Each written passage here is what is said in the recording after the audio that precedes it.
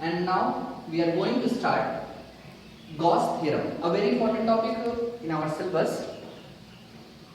And before discussing Gauss theorem, we are also familiar with the concept of aerial vector, solid angle, and electric flux. In this lecture, we are going to explain these three topics, that is aerial vector, solid angle, and electric flux. तो सबसे पहले यहाँ पे जो हम लोग topic discuss करने वाले हैं वो है क्षेत्रफल सदिश या फिर एरियल वेक्टर। तो हम लोग देखेंगे कि क्षेत्रफल सदिश आखिर में है क्या।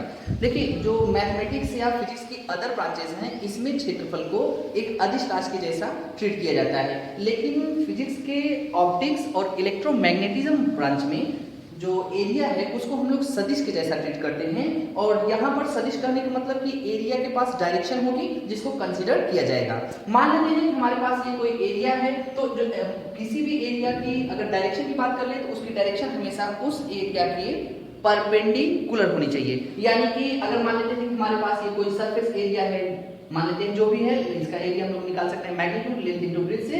तो इसका जो एरिया का डायरेक्शन होगा, ये पॉइंट लगने का मतलब है कि ये आउटवर्ड डायरेक्शन में होगा। Let us suppose any close surface, मान लेते हैं हमारे पास कोई क्लोज सरफेस है, यहाँ पे ये हम लोग एरिया लेंगे छोटा, तो इसका एरिया का डायरेक्शन जो होगा वो आउटवर्ड डायरेक्शन में होगा, जिसको स्मॉलनेस को दिखाने के लिए हम लोग ds से रिप्रेजेंट करेंगे। तो यहाँ पर हम लोग एरियल वेक्टर या एरिया को ट्रीट करेंगे एज अ वेक्टर क्वांटिटी, जिसका यूनिट हम लोग मीटर स्क्वायर और डायमेंशन में फार्मूला यूज करेंगे l square.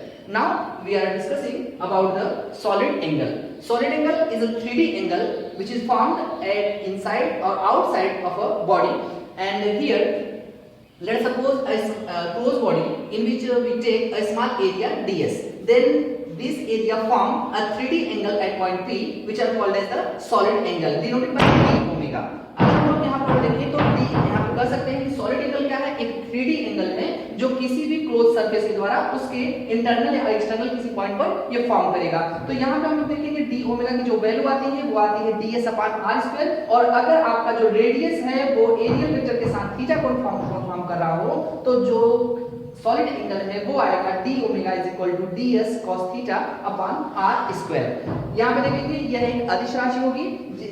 Actually solid angle is a tensor quantity, लेकिन यहाँ पे ट्रीट करेंगे हम लोग इसको स्केलर क्वांटिटी। इसका जो यूनिट होगा वो स्टेरेडियन, और maximum angle at a point inside a body is form 4 पाई और 720 डिग्री।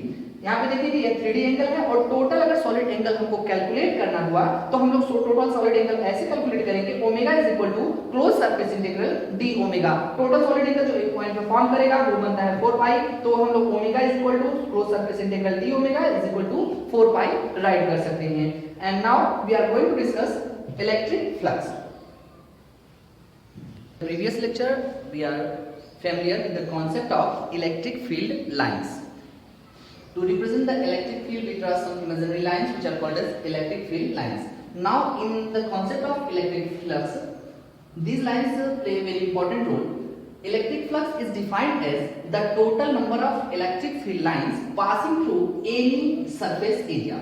किसी भी कोई भी एरिया अगर हम लोग ले रहे हैं तो उस एरिया से गुजरने वाली जितनी भी इलेक्ट्रिक फील्ड लाइंस होंगी उनके नंबर को हम लोग बोलते हैं इलेक्ट्रिक फ्लक्स। हम लोग बोल सकते हैं कि electric flux is the number of electric field lines passing through any surface area. And in the language of mathematics it is defined as the scalar product of electric field and surface area.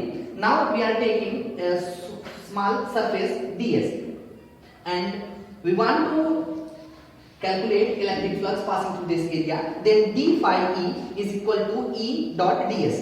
जैसा कि हम जानते हैं electric flux को हम लोग define कर रहे हैं कि यह जो है वैद्युत क्षेत्र E और क्षेत्रफल सदिश ds दोनों के अदिश गुणन के बराबर होगा। तो हम लोग स्मॉल एरिया को दिखाने के लिए स्मॉल एरिया से स्मॉल फ्लक्स पास आउट करेगा, जिसके लिए यहाँ पर ds हम लोग इस्तेमाल कर रहे हैं। तो ये हो जाएगा d phi e is equal to e dot ds। Dot product को यहाँ पे रिमूव करने पे हम लोग लिख सकते हैं d phi e is equal to e ds cos theta.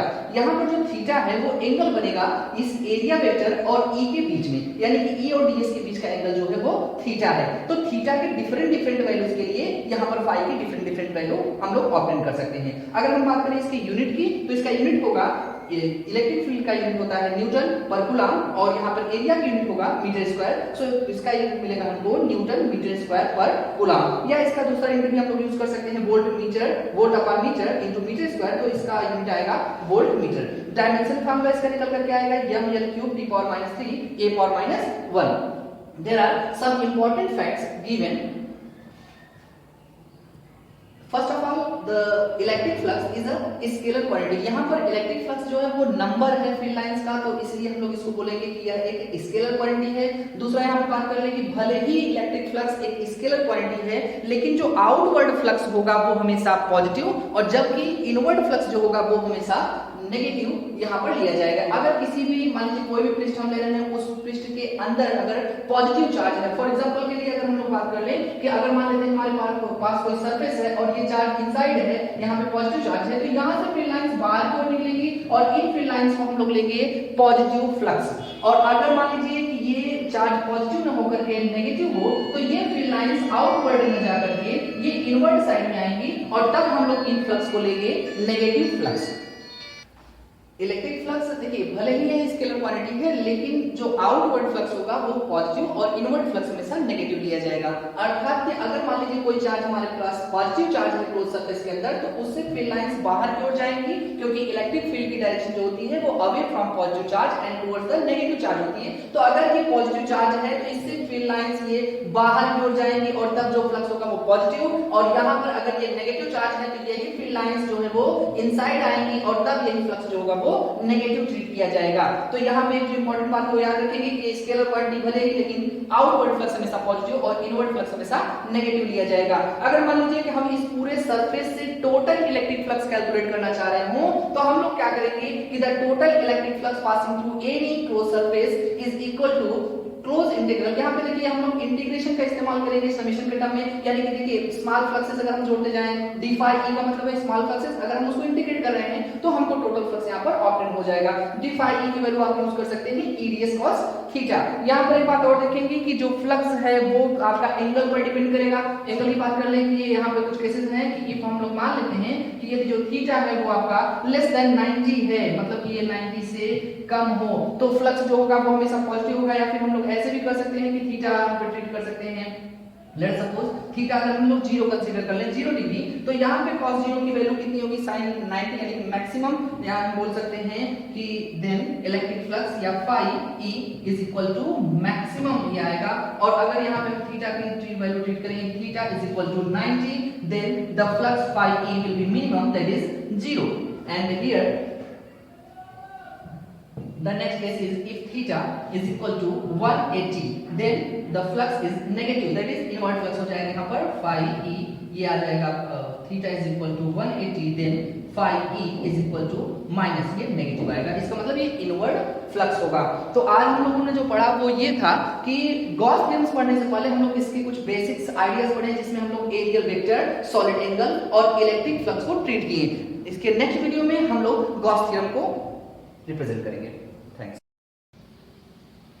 चलिए हम लोग स्टार्ट करते हैं गॉस थ्योरम। तो first of all the statement of Gauss theorem, हम लोग यहाँ पे इसका स्टेटमेंट देंगे गॉस थ्योरम है क्या। एक्चुअली गॉस थ्योरम क्या करता है, रिलेट करता है किसी भी क्लोज सरफेस के अंदर स्थित चार्ज और उससे गुजरने वाले फ्लक्स, इन दोनों में जो रिलेशन देता है इसी को हम लोग बोलते हैं गॉस थ्योरम। स्टेटमेंट हम लोग दे सकते हैं कि the total electric flux passing through a close surface, यहाँ पे देखिए इस पूरे सरफेस से जितना भी इलेक्ट्रिक फ्लक्स पास होगा वो फ्लक्स कितना होगा कि उसके इनसाइड जितना भी चार्ज है उसका 1/ε0 टाइम्स होगा। यानी हम बोल सकते हैं कि the total electric flux passing through a close surface is equal to 1/ε0 times to the net charge inside the close surface, that is phi e is equal to q into 1/ε0.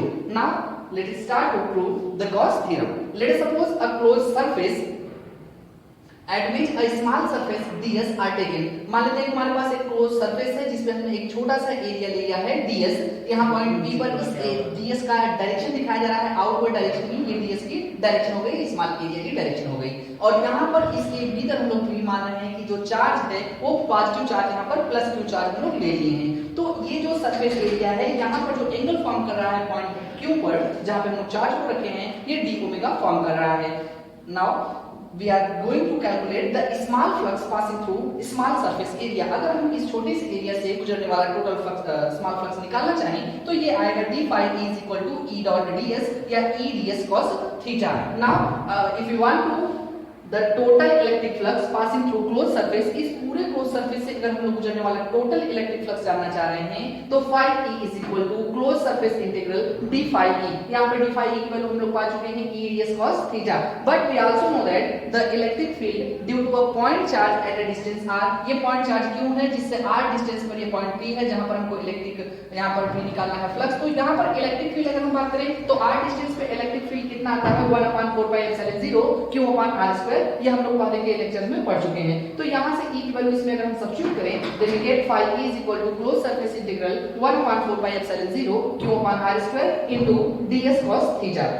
देखिए जो भी कांस्टेंट है उसको हम लोग बाहर लेंगे तो यहाँ पे constant 1/4 pi epsilon 0 into q और यहाँ पे close surface integral ds cos theta upon r square. But we also know that closed surface integral ds cos theta upon r square is d omega, that is 4 pi. ये क्या represent कर रहा है? Total solid angle formed at a point q. Then this total solid angle formed at point q is 720 degree or 4 pi radian. So phi is given as 1/4 pi epsilon 0 q into 4 pi. After solving this we get phi is equal to q into 1/epsilon 0. That is the proof of Gauss theorem. If the charge inside the closed surface is negative, मान लीजिए आपके दिमाग में question आया कि sir अगर ये charge positive ना होकर के नेगेटिव हो तो क्या होगा? ये जो फ्लक्स आपका आउटवर्ड जा रहा है वो आउटवर्ड में जाकर के इनवर्ड आएगा and inward flux is always taken with the negative sign. So phi is equal to minus q upon epsilon 0.